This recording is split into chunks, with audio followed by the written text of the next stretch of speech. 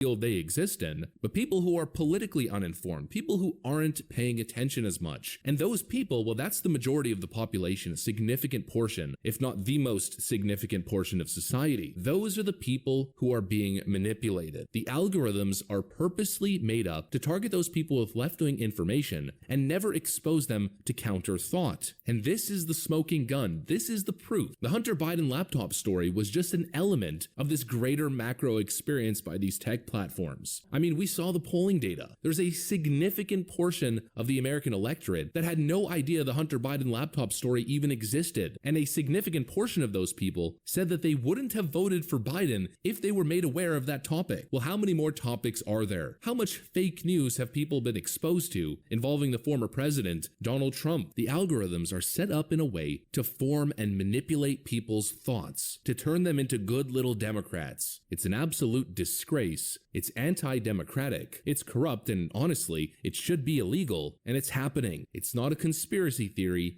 it's fact, and we have the receipts. What's going on, everyone? Sauce Kenny here. Today we're reacting to a liberal hive mind video. His video is called "This is Proof of Corruption." This will be about the Elon Musk Twitter files. I wanted to wait until a lot more information came out with the Twitter files and get some of the more mainstream corruption reactions to this, but let's get into the video. Flashback. Twitter shadow banning prominent Republicans. It's bad. Is that true? No.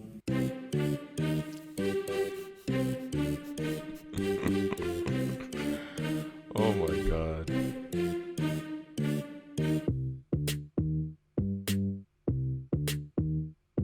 To get the facts.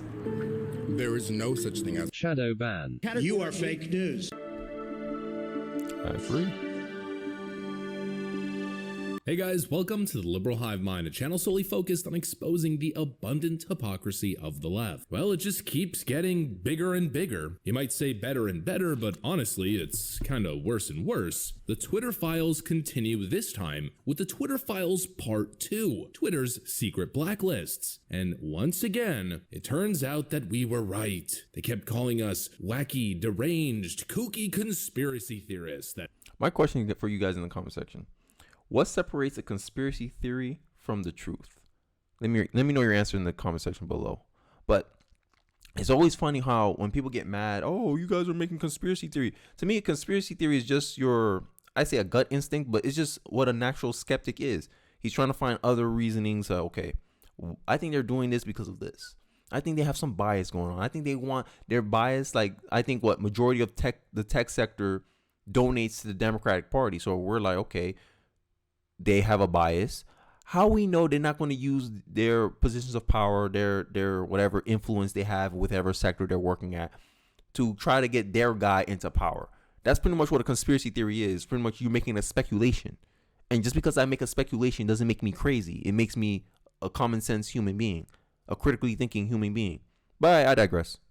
There was no plot to censor and shadow ban conservatives. You conservatives are just so deeply unpopular. It's natural. Hey, it's natural. Well, it turns out not so much. It turns out that once again, everything the left, and especially the leftist news, was reporting on, or I guess what they were declaring in their fact checks, was total BS. The amount of times Jack Dorsey and the rest of these Twitter clowns and the rest of these media experts and fact-checking experts told us explicitly that there is no shadow banning system, there's no search ban, there's no bias against conservatives built into the algorithms. Well, I've lost count of the amount of times. Well, it turns out, thanks to Elon Musk, that is exactly what was happening at Twitter. Technically, they do plausible deniability. So they're saying, hey, we don't have no systems in place that actively ban people or deboost people in the actual Twitter algorithm. But what I read from the Twitter files, they were manually doing it. So technically, he wasn't lying on oath. He was just, not giving full context of how exactly these results were happening, right? Because they were saying, oh, our system's not doing this. But they were manually, they would manually go in, oh, let me boost this person, boost that person. They had a list where they have all the prominent people, all the accounts they were following, over 200 accounts they were following. And they would just go, okay, deboost him. The system wasn't doing it. It was them. So technically they weren't lying, but they were leaving vital information that would answer the congressman's problem. The guy say, hey, are you shadow banning conservatives? No, we're not. Our system's not, but we are. The humans are. We manually doing that video. And no longer is it a theory. We once again have the evidence. We have the receipts. Once again, no longer a conspiracy theory, but rather a corrupt deep state conspiracy. Let me show you guys what's going on. So let's roll the tape. All right, folks, so just like I said, the Twitter Files Part 2, Twitter's secret blacklists. A new hashtag Twitter Files investigation reveals that teams of Twitter employees built blacklists to prevent disfavored tweets from trending and actively limit the visibility of entire accounts or even trending topics, all in secret without informing users. Twitter once had a mission to give everyone the power to create and share ideas and information instantly without barriers. Along the way, barriers nevertheless were erected. Take, for example, Stanford. That's sad. Like, you had a mission statement saying, hey, we want the free flowing of information. And then these employees believe that they should be the gatekeepers of that. What gets to be seen and what doesn't get to be seen. But end of the day, like I said, I don't trust humans like that. I believe we're all corruptible in some level, because end of the day we have bias. Hey, our worldview, this should be the truth. This should be the truth. This should be the truth. And then if we go off that assumption, we could be wrong, because we're, like I said, the truth is somewhere in the middle. There's no way that one having a pure ideology will be able to understand what the truth is, because the truth may not conform to your social vision. If it does, you'll be more accepting of it. If it doesn't, you'll be less accepting of it. And we all struggle with that. I'm just saying, I'm being a realist here. But I digress. Let's continue. Stanford's Dr. Jay Bhattacharya, who argued that lockdowns would harm children. Twitter secretly placed him on a trends blacklist, which prevented his tweets from trending. As you guys can see right over here in the picture, recent abuse strike, trends blacklist. Or consider the popular right-wing talk show host Dan Bongino, who at one point was slapped with a search blacklist. Verified active. Notification. So you can even freely search information on Twitter. I understand if you don't want this person to be exposed to a larger audience, but if someone like me who knows of Dan Bongino already wants to go find him and just follow him on Twitter, you make it harder for me to find him on Twitter? Crazy, bro. This is insane, bro. This is like, you think this should be something like a Twitter gate or something? I don't know. This is corruption in my eyes. Anytime the government gets involved in any of the private sector, it becomes corrupt. I'm just saying, man. Y'all can disagree with me, but that's just my personal thoughts. Let me know yours in the comment section. Notification spike, search blacklist. Not exactly sure what notification spike means, but I'm assuming that the notification system is suppressed, meaning his tweets are not being sent out to people who not only follow him, but have clicked the bell to activate notifications. And Dan Bongino was search blacklisted with 0 strikes. To make it even worse, here's Charlie Kirk, verified active, recent abuse strike, notification spike, do not amplify, not safe for work view. Here's user @libs of TikTok, high profile, active, notification spike, and trends blacklist. The frustration is over because there's no longer a discussion or an argument. You know that feeling when you know something to be true, it's incredibly obvious, you point out the obvious facts, and you try to draw attention to it. Hey, people, pay attention, look at what's happening, it's obvious, and people tell you you're crazy and you have no idea what you're talking about. And that's my problem. A lot of people on the left do that. They're very dismissive of points, right? And I struggle with this with my own liberal friends, right? I'll tell them something, they're happy about, like Brittany Grainer's situation, they're happy about that. I'm like, yo, we just gave up a war criminal for a famous celebrity. How is that a fair trade? Oh, it doesn't matter, or because this guy's supposedly pro-black. It doesn't matter. We got her back home. I'm like, it doesn't matter. But then you'd be the same person saying, oh my God, look how horrible this war is. And you just gave Russia an asset that they can use to further increase their war capabilities. And you don't see no problem with that. Oh, you're crazy, Kenny. If it was a real threat, Joe Biden wouldn't have let him go. How we know that? You're speculating that, right? But if I speculate, you want to dismiss, oh no, your opinion's invalid. Oh, that's not invalid. That's an unsubstantiated claim you're making, Kenny. I'm like, yo, look at this, look at this, look at that. Oh, that doesn't prove anything. Because as long as they have plausible deniability, they'll always deny. That's my problem with the left, for the most part. But I digress. Let's continue. Well, that frustration is over. This has been obvious from the start. The moment Elon Musk took over at Twitter, interactions on my tweets increased tenfold. You mean to tell me that that's just a coincidence? That all of a sudden people are coming to Twitter more so? Sorry, I keep pausing it, guys. But that proves my theory about they were manually, actually no, they didn't prove my theory. That proved the synopsis when they're saying they were manually doing it because they heard Elon Musk was coming. They probably couldn't do their usual meetings to do all this deboosting, deplatforming, search banning, whatever, because they were manually doing this. The system wasn't doing this.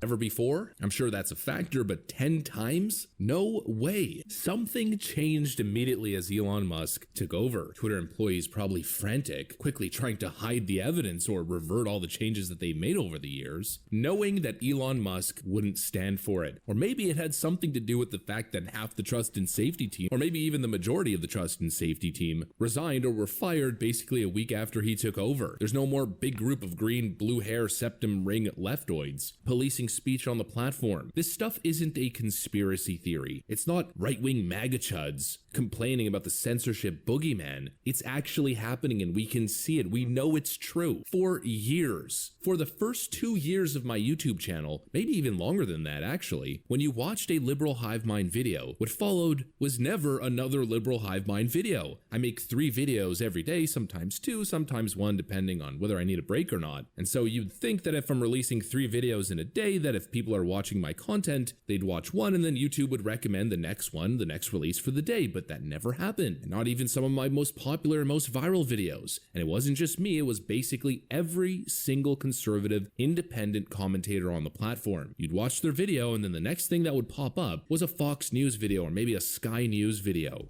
Yeah, I agree. Like on YouTube specifically, right? That now that we've seen that and this is one of the reasons why I believe this is valuable, that the Twitter files are out there and that we have physical proof of, hey, we speculated this was happening. Here's our proof that it's actually happening. Now we're bringing that same logic to YouTube. Hey, we're speculating that you guys are doing something similar to Twitter, and you can't just deny it as oh, you can't just dismiss it anymore, because then we could be like, you see what happened to Twitter? How I know for sure you're just not doing the same thing Twitter was doing. Plausible deniability. Well, only recently has that changed. Let's also not forget after January 6th, my video views just randomly overnight got cut in half. I went from getting millions of video impressions a day to getting less than 1 million overnight. It just happened overnight. There was a switch in the algorithm and my channel was shadow banned. Eventually that shadow ban was lifted, but I know that it was real. And nobody's gonna tell me that, oh, I'm just a deranged MAGA chud with some conspiracy theory that the YouTube censors are coming after me. I know that it happened. I also know that guys like me are censored from the search option. I'm the biggest YouTube channel with the word liberal in it. And if you write liberal, I'm nowhere to be found. If you write liberal space H, what always pops up, and I've said this many times, is liberal Hindu, or some of the other options, liberal Hindu latest, liberal Hindu espionage. And see, and that's my problem with all this, like trying to dismiss people's point. If the person can prove it, like, hey, okay, do this, and you'll see this happen, and you try to dismiss that, that means you just don't want to like accept that this, what he can say, could be true. You're not having an actual argument against what he's bringing up. You just want to deny, and that seems to be the main strategy of the Democratic Party, liberals, and progressives. Deny. Hey, your stuff don't work. Hey, releasing criminals into the street will raise crime rates. No, it won't. Oh, you conspiracy theorist. And then when the result happened, we're looking at you with a Pikachu face, like we saw this coming. And this is my problem. Why can't the truth be the foundation of where we base our visions on and make accurate arguments to actually get the results we're looking for, instead of trying to make the truth fit into our narrative? We need to learn how to appreciate the truth in this country. I think that's the core thing I'm trying to hint at. But I digress. Let's continue. Liberal heckler, liberal hegemony, liberal handgun ban, anything but liberal hive mind. You mean to tell me that that's organic? Then my YouTube channel that gets anywhere from 12 to 25 million video views a month just isn't showing up on the search results? And there's a couple months where people were searching liberal hive mind and my videos weren't popping up at all. Instead, it was a bunch of small no-name YouTube channels who were getting like 200 views on their videos, supposedly exposing me. People with like 500 views on their video, and then you had to scroll all the way down the search to be able to see my videos. Now I'm going on and on about my personal experience here, and it's not to complain about my video views or my reach on the platform, because I'm totally content. Honestly, you could cut my channel in half and I'd still be very happy with what I'm doing here. I'm not looking to be the biggest guy on the platform, but what I'm trying to say, I'm trying to add context to the fact that this stuff is real and that it's obvious. There is a concerted effort in what I believe to be a widespread collusion conspiracy involving big tech platforms, the government, FBI, as we've already seen the connection, to censor conservative thought. It brings us back to mod democracy the Democrats are going on about. Does this seem like democracy? The one thing that I always point to, censorship of the Hunter Biden laptop, that was one thing, but I don't think it's the most significant. I think the most significant election interference scam is just the baseline algorithm in general, because in order to get exposed to conservative thought, you have to expose yourself to it. Back in the early days of social media, Yeah, I think that's true.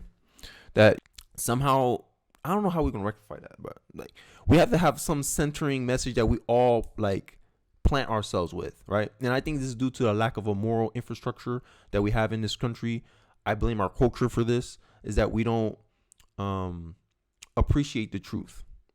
We only appreciate our perception of the truth. I mean, this is what happens when you put feelings over facts. But I digress. You just got whatever was trending, things were popping up from both sides, and you'd be able to make your decision. There was a lot of people who were apolitical or not necessarily paying attention, and during the election season, they were exposed to ideas on both sides, and therefore they could make an informed decision. But after 2016, as Trump hysteria kicked in, something changed, and all of a sudden, the algorithms were being used to benefit the Democrat Party. All of a sudden, when you went on Twitter, it was beyond just censorship of a particular story like the Hunter Biden laptop story. It was suppression of conservative thought and promotion of left-wing activism. And this has a major impact because there's a whole lot of people who aren't paying attention. This is what I always say. There's a whole lot of people who are busy, and that's not a bad thing. Not everybody can be tuned into all the drama and all the political nonsense that's going on every day, and of course tuned into policy and bills and what's being passed and what are the outcomes and the economic consequences. And this is a theory also I said that I believe the Democrats have like the largest share of uninformed voters voting for them, because a lot of the times they have Hollywood celebrities endorsing them, rappers. This is why Joe Biden gave interview to Cardi B, but he didn't give any interview to any prominent political person out there, because he knows he can get questioned by these people. But Cardi B, oh no, I'm just gonna have access to your followers, and they're gonna see me buddy up with you, and they were like, oh, I should vote for that guy. That guy look cool. That's the whole Democratic playbook. So I believe that, and I just gave you an observation that I observed that led to my conclusion, is that Democratic voters are Democrats have the largest share of uneducated voters in politics, because of what Liberal Hype Man just pointed out, that the algorithm used to be like 50-50. Hey, you get exposed to both sides of this issue, but then they intentionally started swinging the odds in the Democratic favor, so you get more left-wing thought. You get all these, and even in media, even mainstream media, majority of it is Democrat. Out of the 5 organizations that control all of media, only one has a conservative viewpoint. So that means out of the 5, 4 versus 1, it's tilted towards the left already. Most journalists are registered Democrats. Most people in the mainstream donate disproportionately to the Democratic Party. But you still want to sit here and act like there's no bias. But hey, I digress. You guys, let me know your thoughts in the comment section below. Don't forget to like, comment, subscribe, and I'll see you guys in the next one. Peace.